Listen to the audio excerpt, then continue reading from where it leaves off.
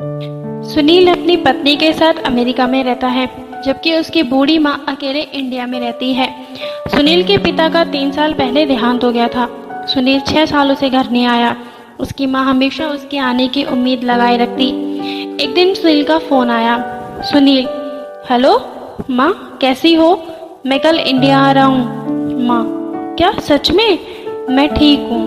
बहू और बच्चे भी आ रहे हैं ना? पोता पोती को देखने का बड़ा मन था मेरा। माँ की आंखों में जैसे कि एक नई चमक सी आ गई थी।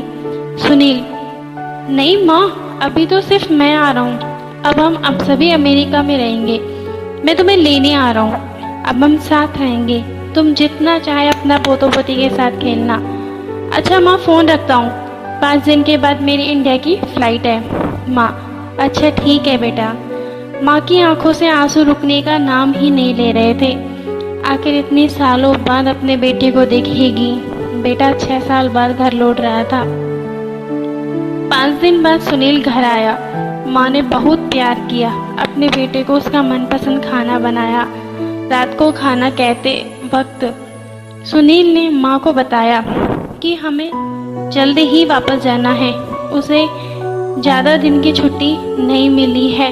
हम 2 दिन के बाद अमेरिका चलेंगे। और हाँ माँ, कल मैं किसी प्रॉपर्टी डीलर से बात कर लूँगा मकान बेचने के लिए। माँ, बेटा मकान क्यों बेचना है? ये तुम्हारे पापा ने बहुत ही प्यार से बनवाया था। यहीं पर तुम्हारा बचपन बीता है। बहुत सी यादें हैं। इस मकान से तो बहुत सी यादें जुड़ी हैं। सुनील, माँ, जब हम सब अमेरिका चले जाएंगे तो इस मकान का क्या करेंगे? इसका ख्याल कौन रखेगा? ये तो बेचना ही पड़ेगा ना।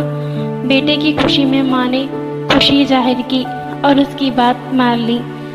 बेटे ने मकान की अच्छी कीमत पर बेच दिया और अब सब कीमती सामान लेकर 2 दिन बाद अमेरिका जाने के लिए माँ बेटा एयरपोर्ट पहुँच गए। एयरपोर्ट पे सुनील ने माँ को एक कुर्सी पर बिठा दिया और कहा कि थोड़ी देर में टिकट और फ्लाइट के बारे में पूछकर आता हूँ। 1 घंटा बीत गया लेकिन सुनील नहीं आया। किसी ने एयरपोर्ट पे किसी ने उसको देखा तो पूछा, माँ जी, आप किससे मिलने आए हो? माँ, नहीं, मेरा बेटा अंदर टिकट और फ्लाइट के बारे में पूछने आया है तो उसका इंतजार कर रही हूँ। आज हम अमेरिका जाने वाले हैं ना? कर्मचारी, लेकिन अमेरिका जाने वाली फ्लाइट तो जा चुकी है, तो आप किसका इंतजार कर रहे हैं? तो माँ, बेटा चला गया था। माँ की आंखों से आंसू रुकने का नाम ही नहीं ले रहे थे। माँ ने अपना बेचा हुआ घर का जैसे तैसे पता लगाया और वहाँ पहुँच गई।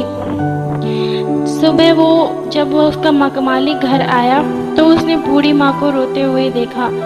तो बूढ़ी माँ ने उसे अपना सारा दुखड़ा सुनाया। मकान मालिक का दिल पसीज गया। उसे बूढ़ी को एक कमरा किराए पे दे दिया। कुछ दिन बाद उस मकान मालिक ने सुनील की माँ को कहा, माँ जी, अब आप अपने किसी रिश्तेदार या सगे के पास जाकर रहिए, क्योंकि अब आपकी उम्र हो चुकी है। कोई तो चाहिए ना आपके ध्यान रखने के लिए। बूढ़ी माँ ने कहा, शायद मेरा बेटा अपनी माँ के बारे में सोचकर वापस आ जाए, तब उसका भी तो ध्यान रखना पड़ेगा ना मुझे। इतना सुनकर मकान मालिक की आंखों से आंसू नहीं थमे।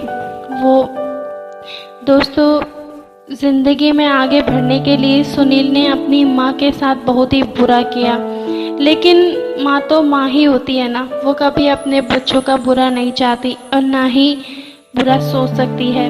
उसके प्यार हमेशा ऐसा ही बना रहता है। जो व्यक्ति अपने माँ बाप को खुश रख पाया वो सही में असली पुत्र है और वो असली संतान, और वही है जो सही मायने में एक अच्छा इंसान है। तो प्लीज़ दोस्तों, अपने माँ बाप को ज़्यादा से ज़्यादा प्यार दें, क्योंकि उन्होंने अपने पूरी ज़िंदगी हमारे लिए दांव पे लगा दी, हमारे लिए। उन्होंने हमारी खुशी के लिए खुद कुछ नहीं, सब कुछ हमारे लगाया। तो प्लीज़ दोस्तों, अपने माँ बाप से प्यार कीजिए और उनका ध्यान रखिए। बुढ़ापे में इस तरह से उन्हें अकेला ना छोड़िए। तो दोस्तों, कहानी कैसे लगी कमेंट में बताइए और मिलते हैं अगली नई कहानी के साथ। Thank you so much.